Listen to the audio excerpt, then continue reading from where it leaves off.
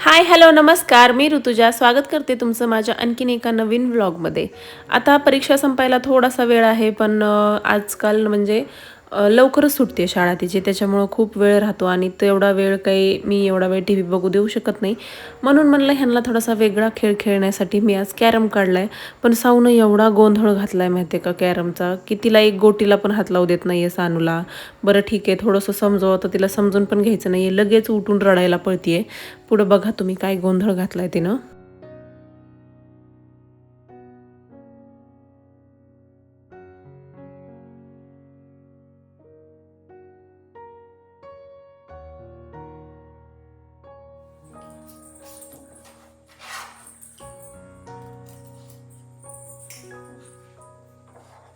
असं करावं का ना, तसं बोलावं का.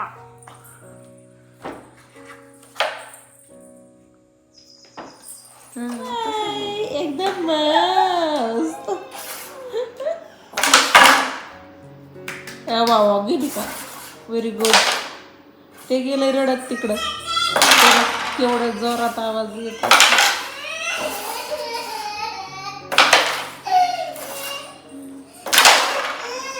तू रडून रडून काहीच होणार नाहीये, तू रडलीस तर मी तू खेळायला पण नाही घेणार आहे. उगा हट्टी पण आहे हा. रड जा. दोघींना खेळायचं असते. एक गोटी पण घेऊ दे नाही. म्हणूनच रडू द्यायला लागले तुला.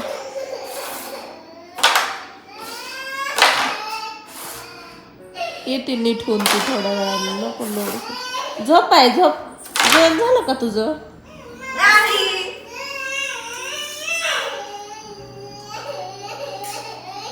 आता आमच्या सानूचे पेपर सुरू आहेत, म्हणजे आजपासून.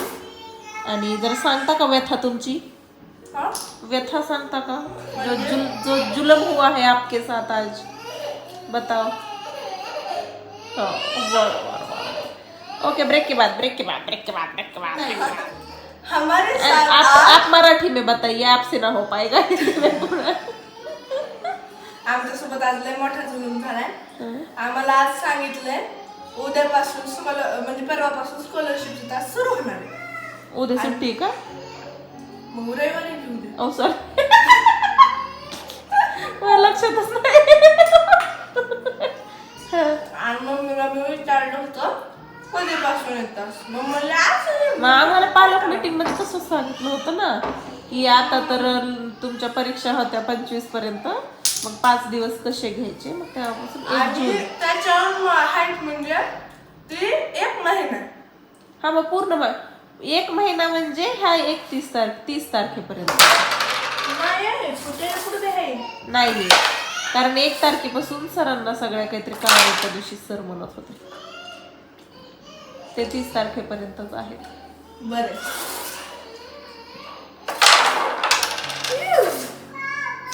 तर ते किती बाबा तेवढं रडणं यायला लागलंय, ऐकू तुम्हाला येत असेल. तुम्ही आता बघितलंच सौ किती चिडचिड करायली आहे. म्हणजे तिने ना अशात, म्हणजे जसं तिला जास्त समजायला लागलंय वगैरे, तर तिची चिडचिड खूप वाढली. आणि म्हणजे ती कशालाही तिनं काहीही करत असेल आणि आपण नको म्हणलं, सौ हे नको करू, नॉर्मल टोनमध्ये पण असू दे, रागवल्यास तर राडा वेगळाच असतो, तो तर काही इमॅजिनच नाही करू शकत तुम्ही.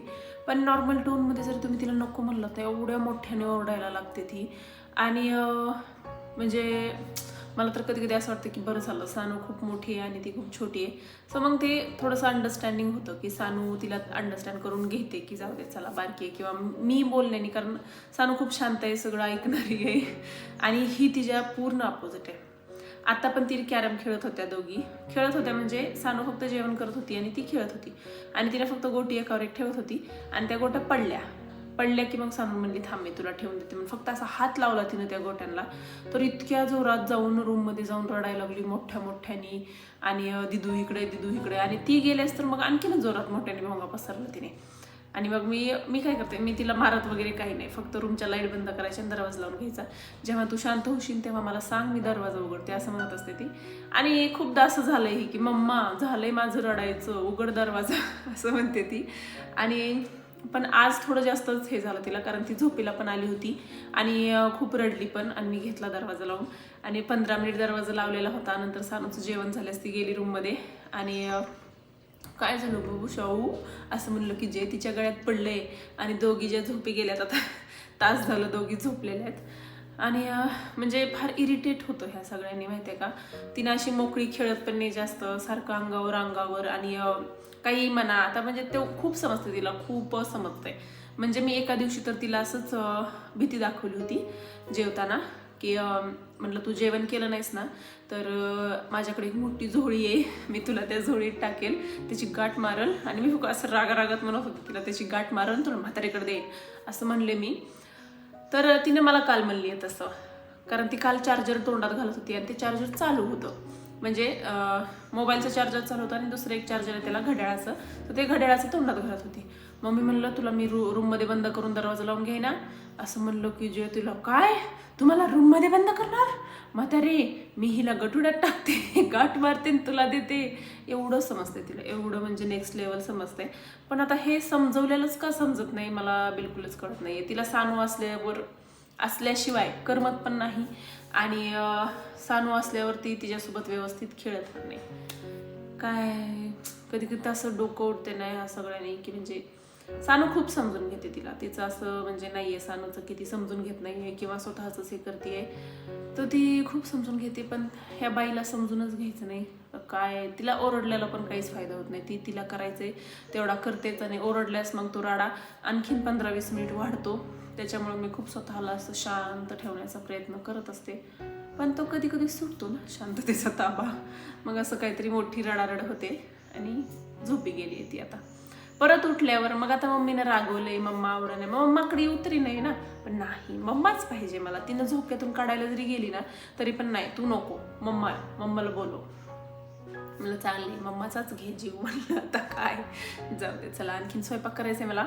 आणि आज मी कैरीचं, म्हणजे खूप जण करत असतील पण मी कैरीचं एक झटपट बनणारं लोणचं करणार आहे. आणि आपल्याला खूप जणांना म्हणजे B12ची डिफिशियन्सी असते आणि आपण अशात आपल्या घरचं बनलेलं लोणचं खातच नाही, कारण हे आंबे हे 3च महिने आंबे असतात आणि आंबा हा B12चा सगळ्यात मोठा सोर्स आहे. आणि खास कर महिलांना ती जास्त असते डिफिशियन्सी B12ची. आणि आपण हे 3 महिने आंबे खातो आणि नंतर जे काही आपली आई करून देते आपल्याला लोणचं, पण आपल्याला आता बाहेरचं लोणचं आवडायला लागले. आईनं करून दिलेलं लोणचं आपल्याला आवडत नाही, पण त्याच्यातच खरं तर B12 असतं. 3 महिने आंबे खायचे आणि राहिलेले 9-10 महिने लोणचं खायचं, त्यातूनच आपल्याला B12 मिळत होतं. जे काही लोणचं जे काही स्टोअर करून आपण ठेवतो, मग ते आंबा असेल किंवा मिरची असेल, लिंबू असेल, कारण ह्या सगळ्यांमध्ये सेम इन्ग्रेडियंट यूज होतात. रागी, आपलं मोहरी, हळद, हे सगळे इन्ग्रेडियंट आपल्या शरीरासाठी चांगले असतात आणि आपण आजकाल ते खात नाही. पण ते तर म्हणलं मी तर खाते, कारण मी आणखीन पण बाहेरचं लोणचं आणलेलं नाही आहे, कारण माझी आई हाणीन मला बाहेर, कारण तिनं करून दिलेलं असतं. पण तिनं जे अर्धा किलोच असतं, मी म्हणत असते की काय खात नाही कोणी, जास्त देऊ नकोस, आणि नवीनच खायला चांगलं वाटतं ते, तर तिनं केलेलं असतं. आणि तेवढंच लोणचं माझं तेवढं पण संपत नाही पूर्ण एक वर्षभर. पण म्हणलं असू दे आता काय. सो मी बाहेरचं लोणचं तर नाही आणलं कधी, तेच खात असते. पण एक झटपट करून लोणचं खाण्याची जी म्हणजे भारी वाटतं आपल्याला असते, आपण करून बघू. आणि ते लोणचं एक 2-4 दिवस तुम्ही फ्रीजमध्ये ठेवून पण खाऊ शकताय, फार छान बनतं. आज स्वयंपाकामध्ये मी वांग्याची भाजी केली होती आणि इथं मी चपातीचं पीठ तिंबून ठेवलं आहे. आणि मला आज कैरीचं एक झटपट होणारं लोणचं करायचं आहे, जे की माझी आई, म्हणजे मला कळते तसं, ती कैरी आलं की ती लोणचं आणि चटणी कैरीची हे कंपल्सरी करतच असते ती. त्याच्यामुळं मी आज तिचंच फॉलो करणार आहे. आणि त्याच्यासाठी मी कैऱ्या पाण्यात भिजू घातल्यात, म्हणजे जे काही रुचिक आहे त्याचा सगळं निघून जाईल. आणि ते आपल्याला कट करून घ्यायच्यात. आता कशा कट करायच्यात हे तुम्ही ठरवू शकता, उभ्या आडव्या कशाही करू शकता तुमच्या मनानुसार. इथं मी उभ्या कट करते.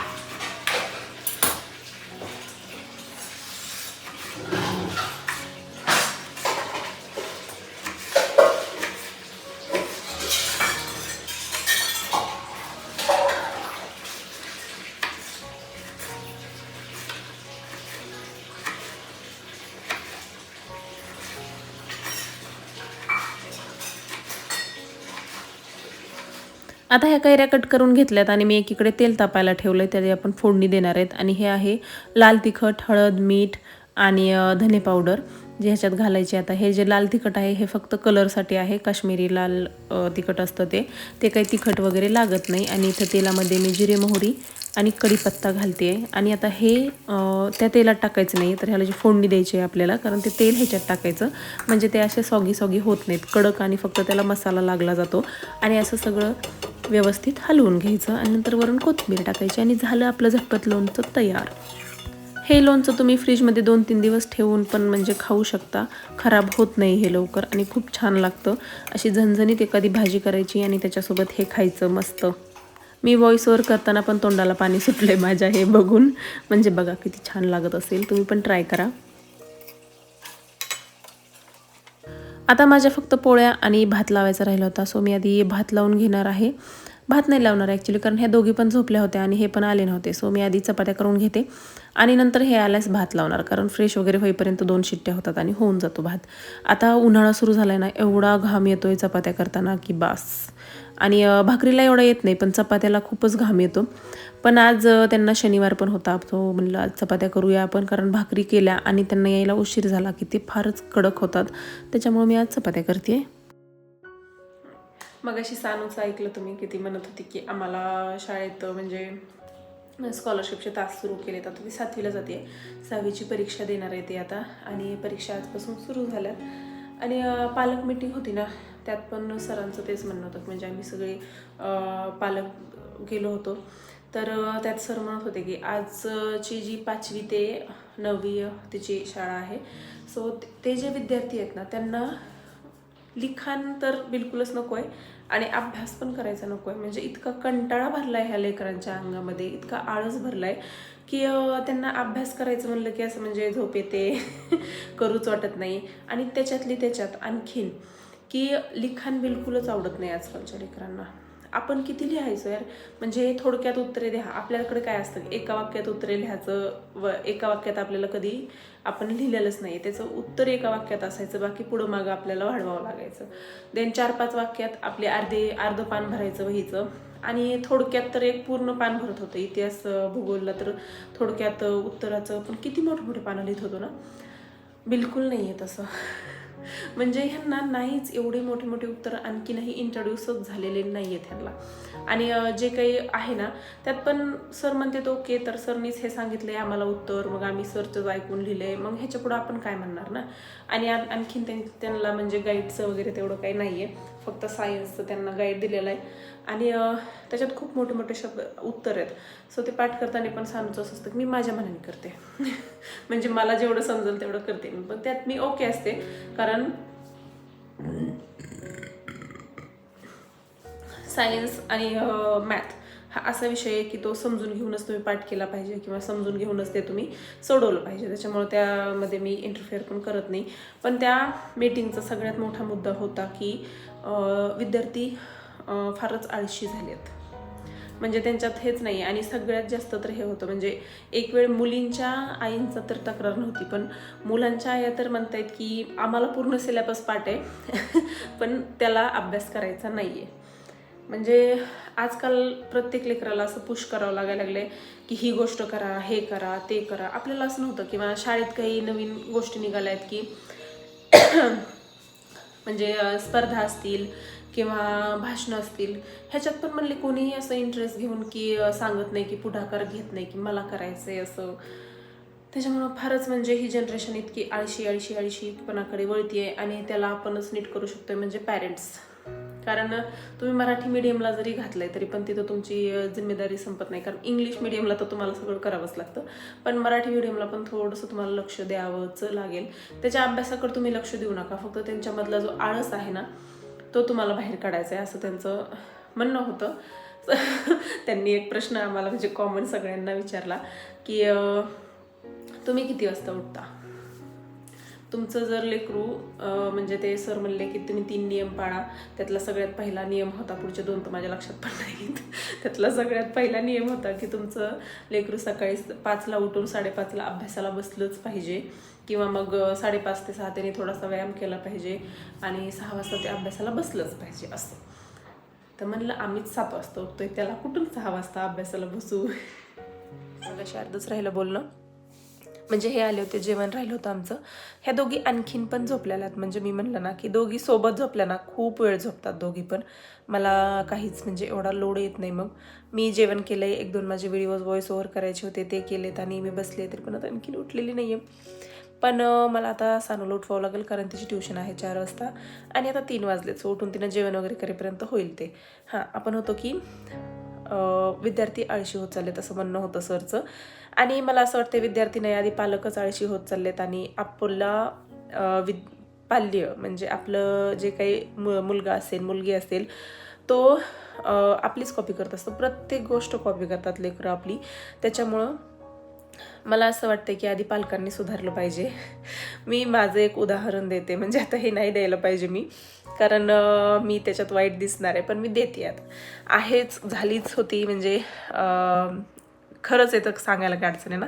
सो जशी ही सकाळी शाळा सुरू झाली ना तर मला झोपायला एक रात्री 11-11:30 वाजून जातात. त्याच्यामुळं मी सकाळी 7 वाजता उठते आणि सानूची शाळा असते बरोबर ती 7:45ला 7:40ला ती घरातून जाते. मग तिला डब्बा द्यायचा असतो. मग मी 7 वाजता उठून फ्रेश होऊन माझी एक भाजी आणि तिला एक चपाती पोळी काय असेल ते करून देऊन डब्बा देते मी तिचा.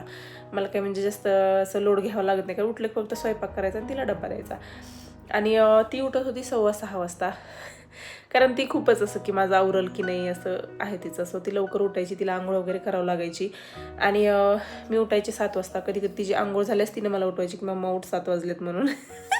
मग मला परत असं झालं की मला फार कसं तरी वाटायला लागलं की लेकरू आपल्या आधी उठतंय, एवढं सगळं करतंय आणि आपण एवढं उशीर उठतंय. ॲटलिस्ट आपण उठून बसू तरी शकतो, नाही काय करणं झालं तर. सो मी तो बदल घडवला माझ्यात. आज तिची शाळा आहे म्हणून ती लवकर उठत होती, तिचं आवरत होती. पण उद्या तिची शाळा नसणार आहे. सो तिला डिसिप्लिन नाहीच ना लागत. आज तिला शिक्षकांची भीती आहे म्हणून तिला डिसिप्लिन आहे की सकाळी लवकर उठून ह्या वेळेत शाळेत जायचंच आहे. पुन्हा ती कॉलेजला जाणार आहे, तिथं ना कोणी तिला विचारणार आहे की तू आलती का, तू नव्हती का आली.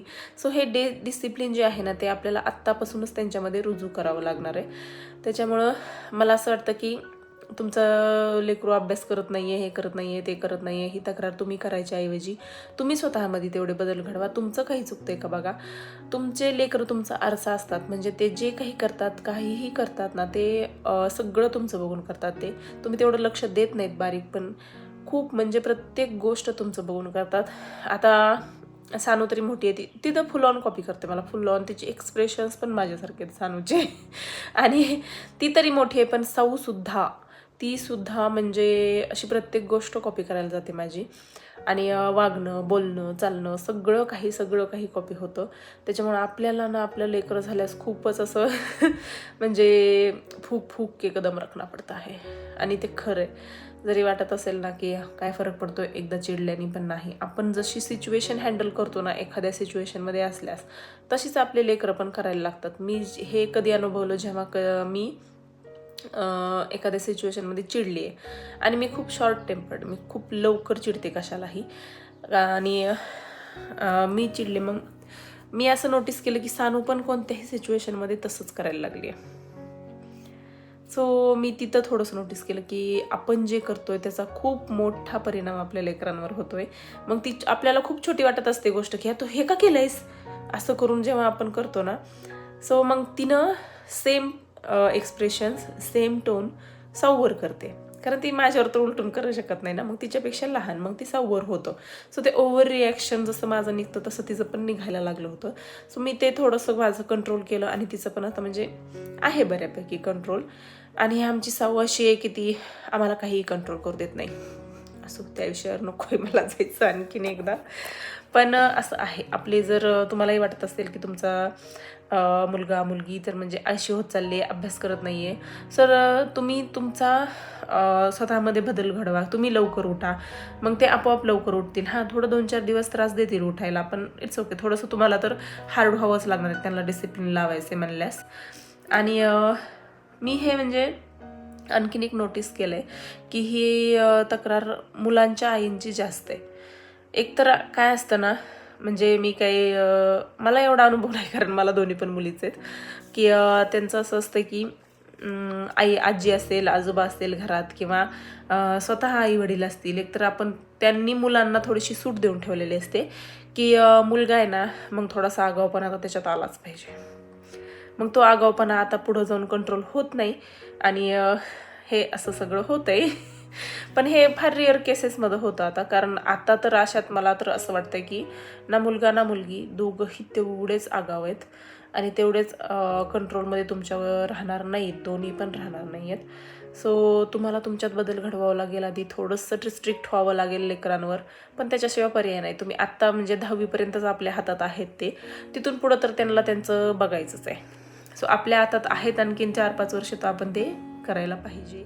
मी तरी म्हणजे असा प्रयत्न माझं असं हे आहे, ह्या उन्हाळ्याच्या सुट्टीमध्ये ना थोडंसं तिला आता वाचनाची आवड लावायची आहे. म्हणजे आजकाल लेकरांना एका जागेवर असं कॉन्सन्ट्रेशननी बसायचीच नाही आहे, हे सवयच नाही आहे त्यांना.